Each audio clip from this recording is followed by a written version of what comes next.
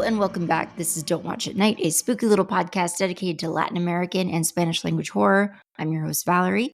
And I'm Veronica. We are here in the month of November. Turkey month? I don't know. Well, here in the States, I don't know. Yeah, here in the States anyway. So, friends, we took a look at 2020's. This is part of our Step Outside Spanish Language Month, November. So we already did a classic horror story. I had to think about it. A classic horror story, which is an Italian horror film. This week, we're taking a look at an Irish horror comedy, which is I'm very excited about because I've been wanting to dabble into Irish horror for a while now. And Veronica and I have been looking at different articles that come up here and there talking about Irish horror and the moment that it's having. So it's excellent. We are looking at 2020's Irish horror comedy, Boys from County Hell, which had its world premiere at the Tribeca Film Festival of that same year. So it's directed by Chris Baugh. Like, I looked at multiple ways to pronounce this. It could be Bow, it could be Boar, it could be Ball. So I'm going to go with Chris Baugh, spelled Baugh for anybody interested. It's got a really cool film poster. Did you have a chance to look at the film poster, Ron? No. Okay, well, it'll be part of like what we share on social media anyway. It's a really cool looking movie poster, so we'll share that for sure. But here's a little blip about it, and I'm pulling directly from one of our resources that we've linked for you in show notes because they had a really good write-up on it, and so I just thought, let's just share that. Here it is. The Boys from County Hell is a vampire comedy set in rural County Derry, Ireland. Bored with small-town life, a pair of country bumpkins drunkenly stumble across a local tourist site, an ancient Celtic gravestone, and unleash the wrath of a deadly creature that dwells beneath. Local construction workers attempt to remove the stone for a new renovation, which leads to a dangerous vampire wreaking havoc on the town. The vampire is known as Abertac. Yeah. Abertac was an ancient Celtic chieftain and a tyrant who continually rose from the grave and demanded blood offerings to return to his true strength.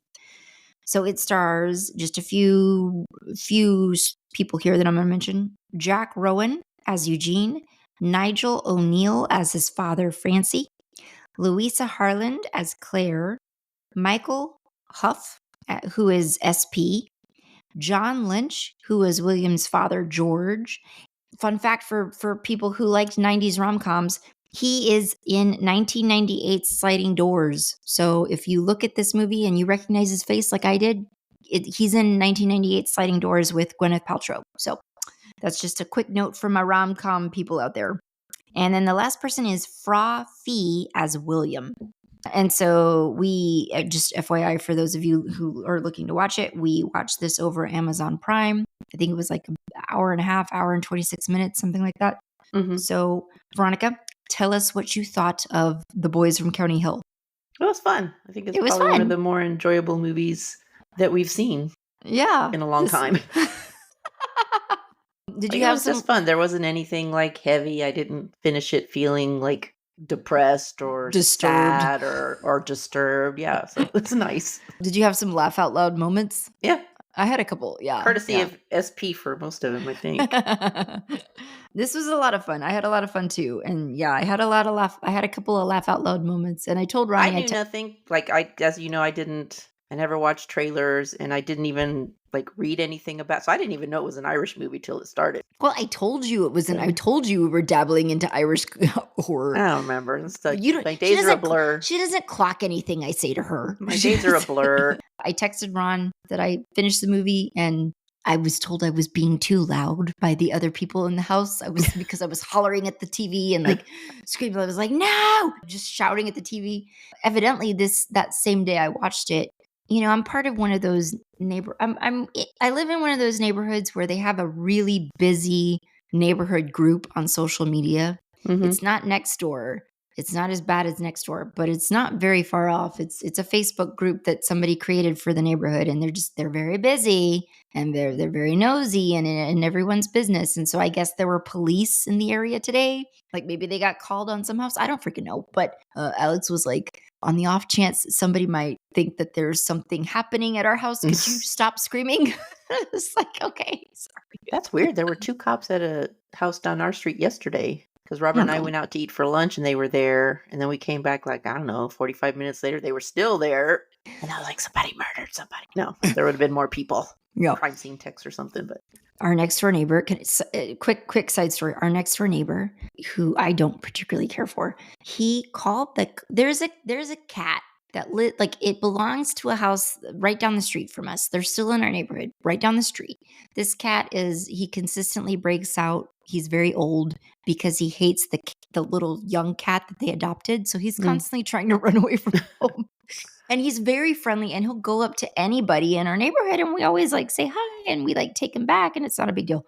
These buttholes next door called the cops on for the a cat. They put the cat in a carrier and hauled the cat away. And I was livid. I was like, Alex, alert the neighbors right now that their cat just got hauled away by this butthole next door that called the cops on them. This is what happened because we watched from the street.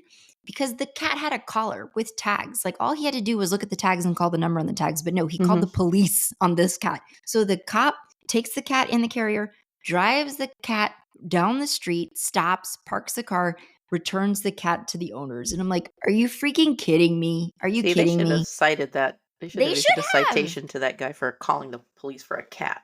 And this is one of those people, I'm just going to say it out loud for everybody this is one of those people that we live next door to who constantly rants about the state of the world and how we've lost all sense of community and yada, yada, yada. This is one of those people, I guarantee it, who is like that. And yet what's the first thing that he does? He doesn't connect with community, his neighbors right down the street. No, he calls the cops on them. I was so pissed. I was like, it's a freaking cat. It's an old degenerate cat. Like, let him live its life. Anyway, let's see. I don't know. Just right off the cuff, were there any like standout things?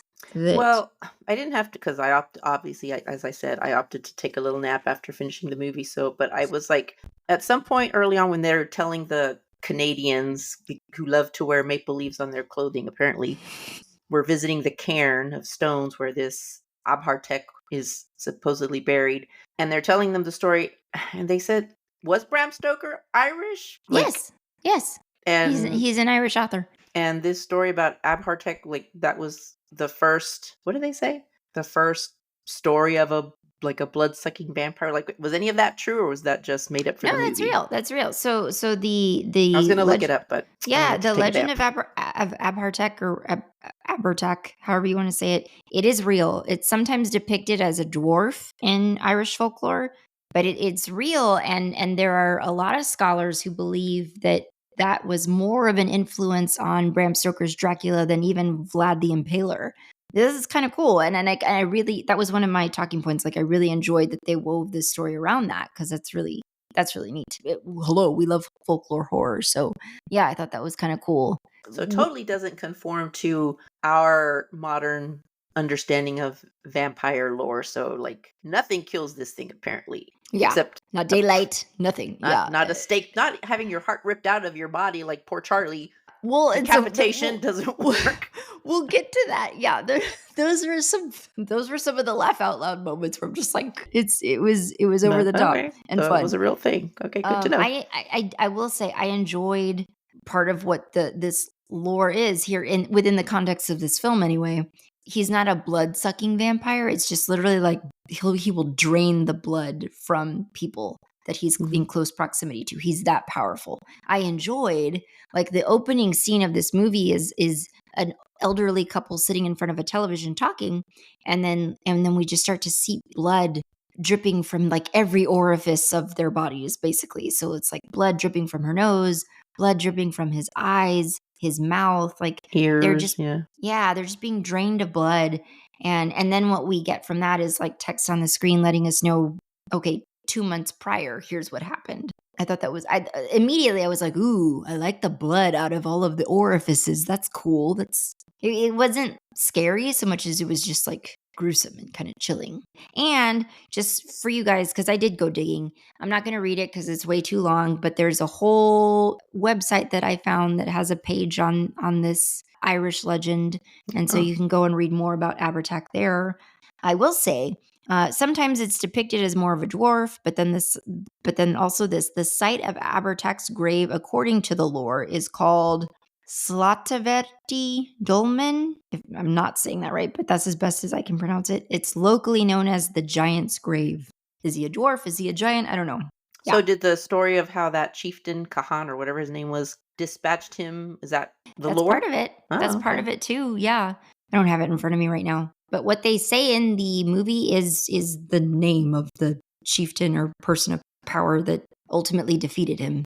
That is part of like what I linked for you guys. Well, that's cool. Like I went and looked at it on Wikipedia. They have like their own shield and everything because you know how like that's your family crest. Let's see what else. I mean, talking about the like Charlie, for instance, Mhm. those were some of my favorite moments. Like the whole antics of Charlie. Yeah, poor Charlie. Okay, so Charlie is the old man that Eugene brings onto the job site for the project, and so like For night security. like so he gets turned, quote unquote, and I thought the way that they have to bring him down was hilarious to me, just because it's just like They've like knocked him into the ground with that big old pole, and then he's like well, pulling himself up. First they skewer him, right? And so Yeah. like his heart is literally outside of his body, and so you Yeah. think, okay, that's gonna be So, it, right? And Stake then through no. the heart. Nope, doesn't work. They throw him into the ground, and he's like pulling himself off his stake. And that's when one of them is like, Christ, what's this gonna take? Well, the first probably funny part, the first moment that actually I think laughed out loud was that's happening, and then Claire dumps the dirt on him, and so they think okay, and rocks and whatever. Okay, they think okay, done, taken care of, and then all of a sudden Abhartek's foot like comes out of the ground, Comes and out. SP's like, "F this, I'm out." He takes off, and I was like, "That's the smart thing to do. That's what everybody in a horror movie should do. Just F this, I'm out." I did also laugh. So when Charlie first comes out of the office with the skewer through his heart and his heart's like outside his body, I did full on laugh out loud when Francie goes, "Is that my new pole?" Oh yeah, that part. So yeah, it was funny. It was a good. It was good. It was time. good. Anything else in that Charlie death sequence that stood out to you? When Charlie does that, William's already dead, right? What do we want to say about William and his passing at the cairn? He gets like killed by a wild boar, essentially. Or a bull or But something. I couldn't make out what it was. I was like, what the hell is that? I don't know if it was a boar or a bull because it was really dark. What's described in some of the stuff we linked for you guys is like a boar. But yeah, it looked Okay. huge. It looked like a bull. It looked like a cow of some It was kind. very dark, so it's hard to tell. Well, kind of unexpected and for him to go out, I guess, that way. I thought he was going to be around a little bit longer. And his father... He never made it to Australia. He never made it to Australia. His father, George, is like the undertaker in the community. You know, his father... owns the farmland where the cairn of Abhartek's right, which has been like I that would have land. found creepy. You probably would have dug it, but I would have loved it. I But would have found I'm the creepy. guardian of the cairn. Like even now, if you skip to the end and where he's buried now at the end of the movie, I don't know that I would want to live here because now, at least before you could say didn't know if it was true or if it's just a pile of rocks. Right, right. Urban legend around it. Now you know what's actually under there, and I would not want to live there. I mean, it does make you think twice, doesn't it? I was thinking about that at the end of the movie. It's like if I moved into a new place of residence and I saw a big giant pile of rocks, I wouldn't assume something was buried there. I would just assume, oh, okay, these are rocks we can use for various projects around the yard, and I would just start pulling rocks. Mm-hmm. So now I'm like, nope, I'm not going to touch a pile of rocks. Oh, and the other thing, because Eugene, who, by the way, I think it took me 30 minutes into the movie before I even knew that was his name, because I don't think anyone had said his name to that point. Yeah. But anyway, Eugene, he apparently inherited the home of his mother, who it's implied, I guess, that she took her own life, maybe? Mm-hmm, mm-hmm. Yeah, right? That's what I got the vibe. So he's inherited her old family home, which has seen better days. It's in disrepair. And he's working out in the shed or something, and he finds a human skull. And he's like, curiously not affected by this. Like, I would be like, what the hell? And he's just very blasé about it. This is a crime scene. I know. And everyone seems to be of the mind there that it's just like, well, there's probably stuff like this buried all over. Which, I mean, sure, I might suppose. Be, but it also might be a murder victim that was, buried in the property. Yeah. He's just all like, leaves it on the dining room table and while he showers and what does it take to shock you people? And that's the thing. It's like these people are it's a small community. It's very rural. These are hardworking, blue collar-esque type people. The local pub in the community is called the Stoker, as a nod to Bram Stoker, I'm sure. And so it's just like there's nothing to do but go to the pub and That's it. William was going to be on his way out. He was going to be going to Australia, and he was going to like get out and actually see the world, life outside of see something of the world, their outside community. What is it called? 6 Mile Hill. 6 Mile Hill, yeah. The name of their little community. Which, I read, just a little off topic a little bit, but not really. I'm currently reading a contemporary murder mystery series that's set in County Cork, Ireland. I don't know if County Cork is a real place in Ireland or if it's a fictional place. But I kept thinking through this whole movie, I was like, oh, I wonder if those characters are wandering around out there. Is it a modern day? I would like to visit Ireland. Oh, yeah. Mm-hmm. And you do get some shots of the countryside there, and it's beautiful. It looks beautiful. Vampires aside. Let's see. The time eventually does come where they do decide, post Charlie getting buried, like they finally have to bury him because they can't kill him. So they just bury him and they pile stones on top of him, essentially making another cairn. Which I'm not sure why that works. And like things like beheading and being staked through the heart and why those things don't work. But how do a bunch of stones hold you down, but not like anything else? But having your head chopped off does it. The time eventually comes where they do decide to call local police. And this was a moment that I had a laugh out loud moment, because it was really funny when they call local police to be on the watch for Abertac because they assume he's escaped. He's fully resurrected and he's out and about now. So Eugene describes him over the phone as tall and dark. And the cop goes, "That's not a crime, Eugene. And we are a welcoming community." And I was like, okay. I thought that was funny. It was a nice touch. It was a nice touch. Funny. Did you anticipate? He is dark. He was dark. He was just like all dark bones. He is tall and dark. Did you anticipate the way that did you anticipate him getting turned, honestly, when he gets killed by the boar? Well, no, because I'm still assuming that I'm still with my modern Dracula folklore thinking that you have to be bitten to be turned. And I just was figuring that his blood was seeping into the ground and maybe that was going to give Abhartech the strength to break free of his cairn. But yeah, I wasn't expecting him to be turned. The first time that William is at the cairn and like he's fighting, I don't know what he's doing, but they're roughhousing and he falls against the stone and kind of gets a little bloodied. And so you think, oh, that's interesting. And the cameras make a point of showing that. But then when he gets mauled by the wild boar or whatever it is, you see the blood like draining from him and draining. And Eugene sees the blood like seep into the ground, like it's being sucked down beneath the ground. And so you think, okay, that's going to resurrect Abertac, and then Abertac's going to come after William. But that's not what happens. And so I didn't see it coming at all. And I did kind of appreciate the way that the story ties it in, is like it's not a bite that does it. It's the stones themselves. I didn't fully read the myth on Abertac. So I don't even know if that part of it is real or if that part of it is just sort of heightened for this film. It's an interesting concept anyway. And it's different. It's something we haven't seen. So basically you have to throw out all your modern vampire lore out the window. Yeah, because none of it works. What did you think of the good room? That was kind of like, I was like, what was this good room used for before you? That's exactly what I was thinking. I was like, what was the good room before? Yeah, it's like, has this always been happening? And that's sort of like what I felt was unfinished to me. And like at the beginning of the movie, I was thinking, because the cairn is on their land, I was thinking William's family must have special guardianship of this space, and so maybe they know something about it. Like maybe they've had to create a good room because this crap happens. But we don't really they never really says that, so we don't know. But, and it's very differently decorated from the rest of the house. It's very dark. It's like a dark, I don't know, burgundy or like very monochromatic colors in there. Shades of red. It looks older. The furniture in there looks older, and it's got bars. It's like blocked off by bars, and it's just like, what is that? What have you made there? The bars may have, I don't know, a new addition. I just assumed they were put up to keep him in there. Yeah, after the maybe fact, so. Who knows? But yeah, it's just a very odd label for a room. Because he's the Undertaker, right? There was a part of me that wondered for a second. I was like, well, maybe the good room is like where they had viewings, but it's like, why not call it the viewing room or something? Yeah. But yeah, that was kind of strange. Yeah. Hey guys, coming in halfway through this thing to tell you that a new book has been chosen for our Don't Watch at Night book club, and we will be reading Children of Chicago by Cynthia Pelayo with a book club discussion episode slated for end of January 2026. So here's a little bit about it. From a Bram Stoker award-winning author, this horrifying retelling of the Pied Piper fairy tale set in present-day Chicago is an edge-of-your-seat thrill ride. When Detective Lauren Medina sees the calling card at a murder scene in Chicago's Humboldt Park neighborhood, she knows the Pied Piper has returned.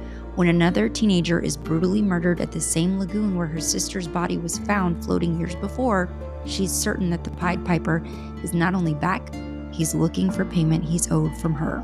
Lauren's torn between protecting the city she was sworn to keep safe and keeping a promise she made long ago with her sister's murderer.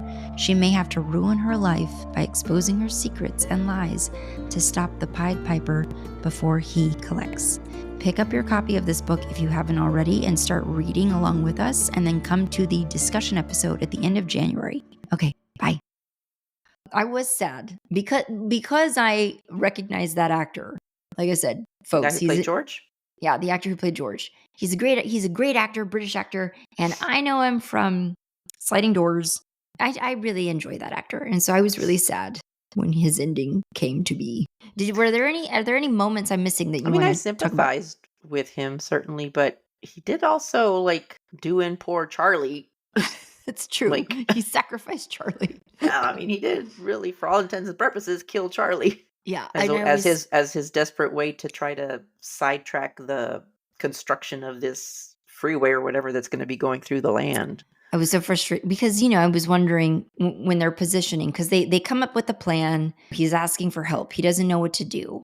That's his son. And the kids, they're young adults, whatever. The young adults, Eugene, Claire, and SP are trying to comfort him and tell him, hey, that's not your son anymore. And he wouldn't want to carry on this way. We have to find a way to end this. And so somebody comes up with the idea, I forget who, to try beheading. Let's try beheading. Francie. Okay, Francie. It makes sense. All the sense in the world. Let's try it. When they're setting up for all that, and George is the one with the axe, I was thinking, oh man, he's not going to be able to do it because that's his son. Mm-hmm. And then as the moment is coming, William is running for the door and he goes and he is going to do it. I was so pissed off at his wife for shooting him and being like, come to me, William. And what does he do? Literally came back to bite her really quick.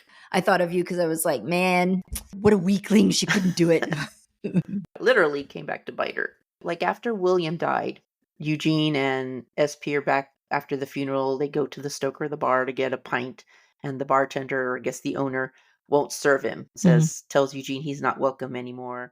Partly, yes, because I guess the town has found out that his family is going to be ripping up the land for this freeway, highway, whatever, the bypass, road to come through. But then also because they're blaming him for William's death. It's like, well, why were you guys in the field? Well, apparently it's not uncommon for them they called it a shortcut for them to walk home. And so I thought that was unfair. But then after he intentionally knocks down the cairns, then I'm like, okay, well, now that is your fault. Everything that happens from now on is your fault.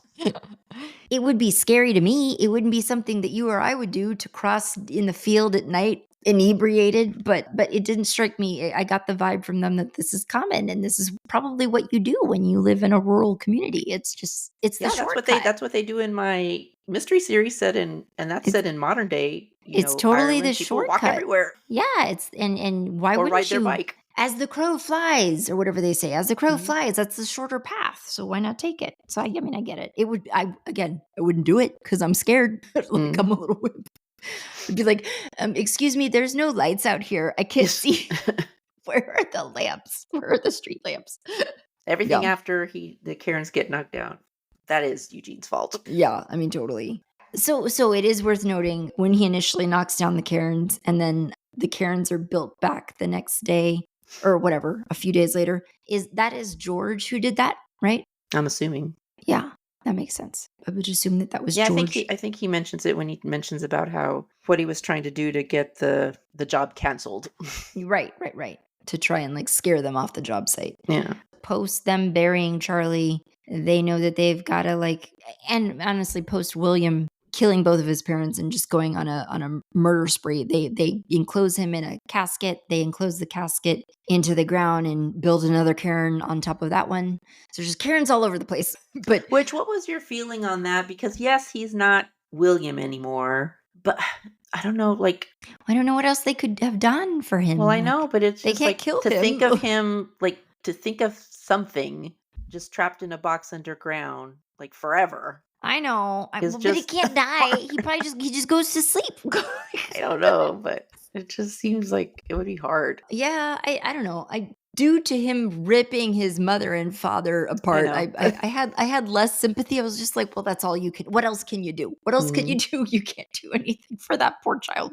I do feel bad for him because it's just like you said, he can't die. He can't die. So what else can you do with him? So they enclose him, and then they embark on their journey to go. They've got to save the town. They've got to alert people, and so as they're coming into the town on their machinery, they're seeing people in the community are being drained of their blood because Abertak is out and he's roaming the streets and making his way towards his lair. Claire has to go and tend to her mother, who's obviously one of the afflicted. She's in bed. And that's the interesting thing too, is like all of these people could easily bleed out. Like, how much blood can you lose before you just, I don't know, go into shock or something and die? So it's not a quick death, is in other words what I'm saying. Like the Abertak doesn't drain them of life completely. Mhm. You would think he would, because then he would come back to his full power that much faster. But it's a slow drain. It's a slow bleed. Yeah. So Yeah, 'cause I think you would have to, I don't know actually how much blood you would have to lose for it to become life-threatening. But I didn't see that huge pools of blood around people. no, Um, it was just like little, it's the kind of blood where it's like, it's alarming. You see blood coming down your nose or out of your eyes, like that's mhm. alarming, but maybe it wasn't so much. Hold on, I'm looking it up. How much blood do you have to lose before you die? Before you lose consciousness, maybe? You can lose consciousness after losing about 15% of your blood volume, Hmm. though it becomes likely after losing 30 to 40%. When over 40% of blood is lost, your body's heart can't maintain blood pressure and you can go into shock and have a high risk of dying. 40%? That's a lot. That's a lot of blood. Yeah, it's almost half your. That's scary. What did you think about SP's Passing. fate?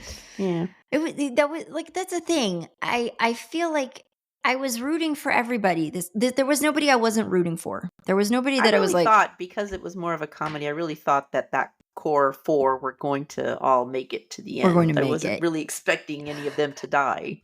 Right. Yeah. So it's just, and nobody's like not that anyone's deserving of death, but there's nobody that you're like, ooh, you're annoying. Time for you to die. You know, I was rooting for everybody, so I wanted everybody to make it. So I was real sad when William died. I was sad when George died, and yeah, SP when he got bit. Oh no, did he get bit? He got bit, right? I don't think he got bit. I thought he just He got like sliced. scratched or sliced. Yeah. And it was a pretty like bad wound. Like it was a life-threatening wound. Yeah, that's right, because it's like his insides are exposed or whatever. So yeah, it was just sad, you know, because he goes and he sits down and he has his beer and he's like, well, tell my dad I was right. He was right. He always thought I was just going to die in front of the telly with a beer, and at least it wasn't a heart attack. And then he dies. And it was just like, God. And then, you know, like Eugene's having a genuine moment of grief and just despair. And then his father, Francie, is just like, snap out of it. Fuck all. Like, that's the other thing that I kept laughing at. Like, throughout the whole movie, anytime they were talking to SP, they were like, fuck off, SP, or something like that. I thought that was funny. Poor SP. I wonder what that stood for. I wonder, nobody Poor ever said. SP. Poor one out for SP. Either by now or soon, we get to see Abertak as the monster. And I just speaking from like special effects standpoint, I thought he looked really cool. I thought he looked awesome. Like I said, this was a new spin on a vampire movie and one we haven't seen. And as a matter of fact, some of the resources we've linked for you guys in show notes are written critiques and reviews written by Irish writers who say, like one of them even says, you know, having spent my formative years in Ireland, I'd never personally known about the legend of Abertak. So this was really cool. So it's I think maybe an obscure piece of lore. So where did you say he's supposedly buried? It's a place called. So not just on someone's farm. No, I mean I don't know. It's called Slottaverti Dolmen. Is there pictures? Google it. You can Google it. Like honestly, the website that I linked for people has it on a map. You can click on it and you can go there and see it. Unless there's something else that we haven't mentioned yet, we got to talk about the final leg of the film where Eugene and Francie have their final standoff with Abertak. which was just a little piece of delight.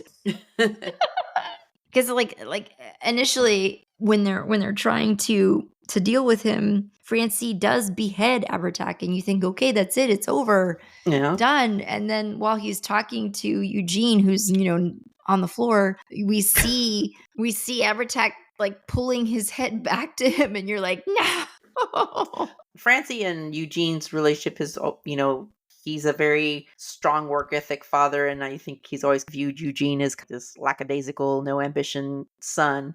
And so he's kind of like always writing him about doing the job, being productive. He knocks his son out in order to protect to save him, right? To save him, because he's going to be the one to try and take out Abertac. So he knocks him out, slugs him, puts a blanket or a tarp over him to cover him, and then he goes to behead Abertac. And then when Eugene wakes up, he's like, oh, what happened? My head hurts. He's like, oh, you must have fallen and it hit your, but why does my face hurt? Well, you must have hit your face when you fell. And, well, it feels like you punched me. Well, why the hell would I punch you? Why would I punch you? That whole exchange just had me laughing. And the whole time, like, you're seeing Abertac's head come closer, you're like, okay. But that whole exchange was like, it really feels like you punched me. Why the hell would I punch you? But I mean, one of the things, and like before we get to like the final showdown, you touched on it just now, that I want to make sure we don't skip. That's one of the things I also enjoyed about this movie, was like the slightly deeper, more serious side of the film was this story of Francie and his son Eugene navigating the grief of the loss of Eugene's mother, and figuring out how to do that when you've got a father who's very stoic and traditional Irish stoic man, and Eugene who's just sort of like wanting to talk about it and wanting to be in a place of comfort with his father that he feels like he can. So, just sort of them struggling through that, making their peace together. And I thought that was really nice. And that was a nice little touch to the film that gave it a bit of depth. I liked that a lot. But yeah, Abertac comes back. He's back. And he swings a axe or something at Francie, injures his leg. And so now they're injured. Yeah, that part I was like, ah. Yeah. I mean, again, shouting again. Hurt. I mean, my God.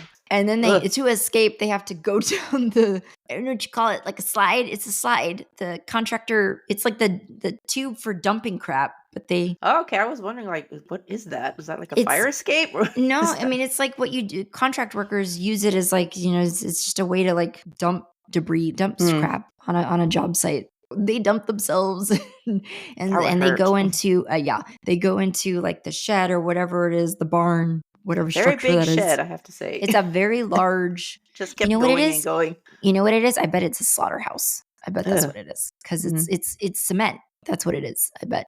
So anyway, they go into that house. They're hiding. Like Francie's injured. He's really injured. There's like exposed bone.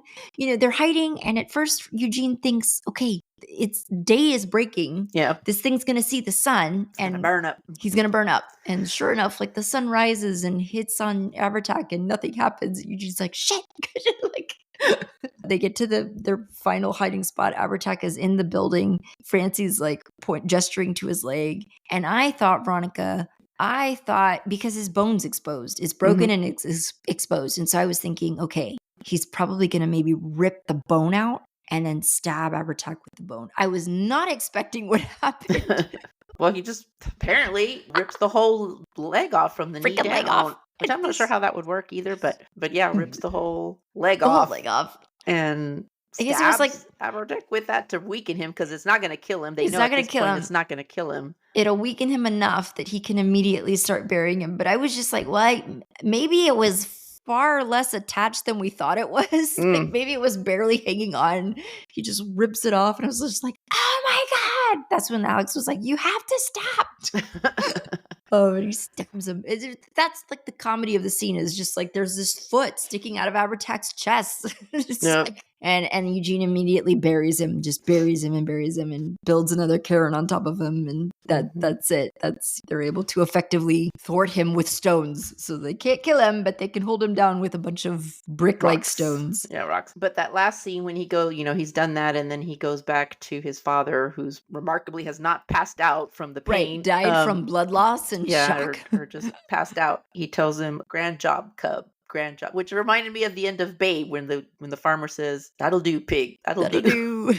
It's kind of like grand job, cub. So, and they do get out of there. Claire shows up. She was able to save her mom. And show up. apparently, a lot of people in the, because I thought they were all dead. They weren't. Right. No, yeah, I guess they just lost a little bit of blood, but not total blood. So a lot of the people came to as soon as what's his face Abertak was buried. The spell was broken or what have you, and so they were able to come to, and so the town is saved, and they saved themselves. And so how the movie ends is just like their father and son have been working on fixing up that house, and his mom would be proud, and they seem to have mended their relationship, and they're on the way to perhaps recovering that. So Claire that's appears to be taking off for Australia, I guess, in honor gonna- of William, because that was his plan. Yeah, so she's going to go take that trip. He goes out to the barn to add a few more pieces of from the fireplace, pieces of stone to the cairn, and then he climbs out of there and gets up. And I was thinking, I was like, man,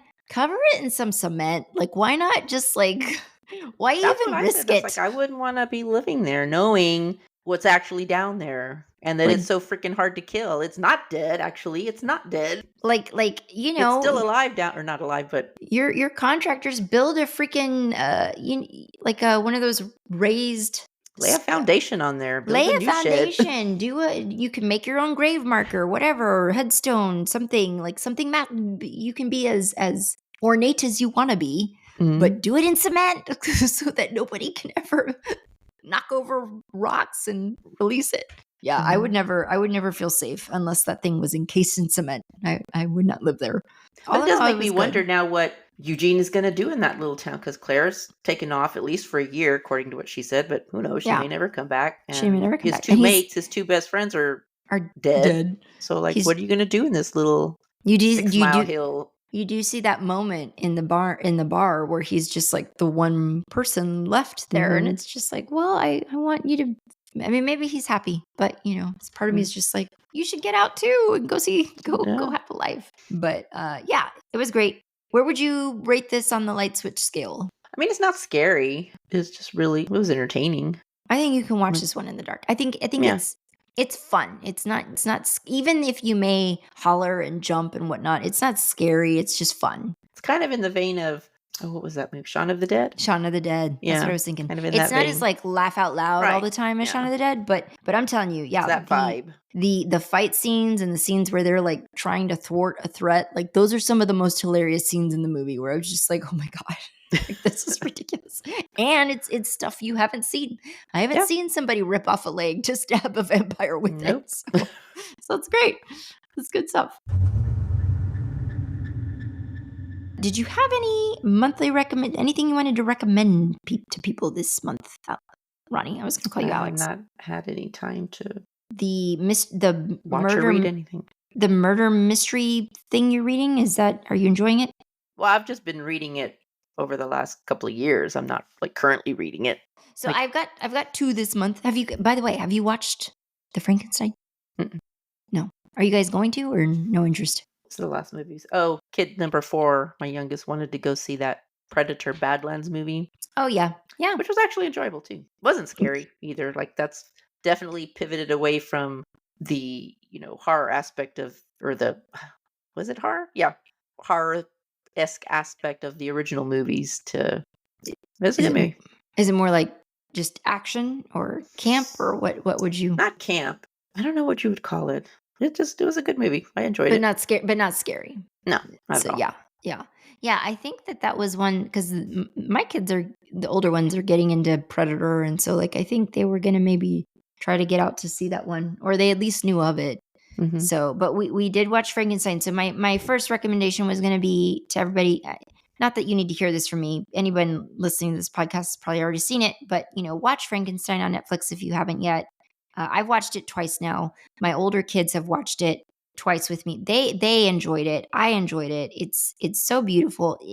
There's ups and downs on the internet. Like, if you're somebody who is not a fan of anything that wasn't going to be a totally faithful interpretation of the novel, then this might not be totally in your ballpark, but hopefully you can appreciate that Guillermo del Toro has wanted to make this movie like all of his professional career, and he did a beautiful job. It's a work of art. It's the visuals alone are so gorgeous. So please see it, and at least to support. But I expect that it's going to be sad, and so I'm just would have to be in a frame of mind to do that. And I'm very rarely in the frame of mind where I want to be sad. Yes, and I think that you will experience that. But I also think that it's beautiful. It's just beautiful. That means it's sad. So my other recommendation is more regional, and Veronica already knows about it, but I want to make sure we tell you guys. Ronnie and I want to share with you guys, if you're in Texas, and especially if you're in San Antonio, we want to let you know that the Krampus Parade of San Antonio is coming back. They're going to do it again this year. So we talked about it last year. They had their first annual Krampus Parade in San Antonio, and we were really happy for them because they had gotten some kickback from really churchy, ultra-conservative groups in San Antonio that didn't approve, and we were really excited to see them go through with it anyway, and it was a really positive event. So they're doing it again.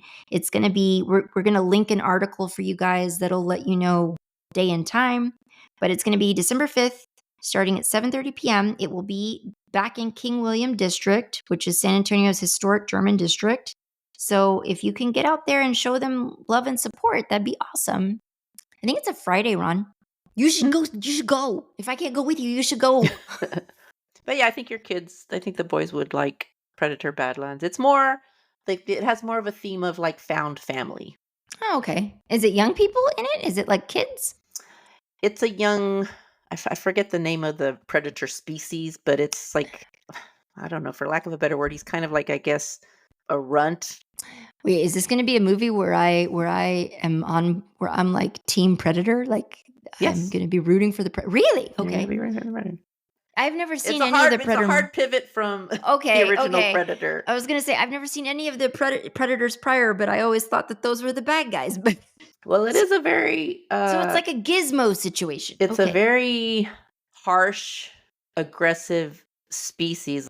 I wasn't expecting to like it, honestly. I was just going to go because it was an outing with our youngest son. We'll just go and we'll just participate. Yeah. But I actually enjoyed it. Okay. All right. Well, cool. I'll maybe, I don't know. Do I have to have seen any of the other Predators to know? No. Okay. Nah. Because I don't really think I'm going to. I've only seen the original one with Arnold Schwarzenegger. Okay. And that was decades ago, whenever that movie first came out. Okay, well, my friends, so just to let you guys know, we are planning to take at least part of December off because it's the holidays and because Veronica and I just want to take some time to relax, be with our families. So we do have one more episode coming to you before the end of the year, and we will be announcing that movie on our socials. Go follow us on social media if you haven't. But I'm sorry. Let me clarify. We'll have one more new episode coming to you before the end of the year. And then our second episode of December will be something special that we're going to be sharing with you guys from over on our Patreon. We'll have that coming to you in the weeks ahead. All right. But that's it. Thank you so much for listening, and we will see you next time. Bye. Don't Watch at Night is a Nest production hosted by me, Veronica, and Valerie. Editing by Valerie. Music by Omar Chakor. Production support for this episode provided by Lorenzo Villarreal and Alex Street. Listen to new episodes of Don't Watch at Night every other Monday, and don't forget to give us a rate and review. It's the best way to help us grow. Hi friends, it's Valerie, and I'm just dropping in really quick to let you know that I've written another book. A Song for Adelita is out now. It tells the haunting story of a family's tireless search for truth and betrayal that they'll uncover along the way. This is a book that incorporates Las Soldaderas as well as the Rio Grande Valley here in Texas. It's a story that I'm very proud of, so if you're looking for a new ghost story to read this season, pick up a copy of A Song for Adelita, available now on Barnes & Noble, Bookshop, and over on Amazon. Ebook on Amazon. And thanks for supporting independent books like mine. Bye.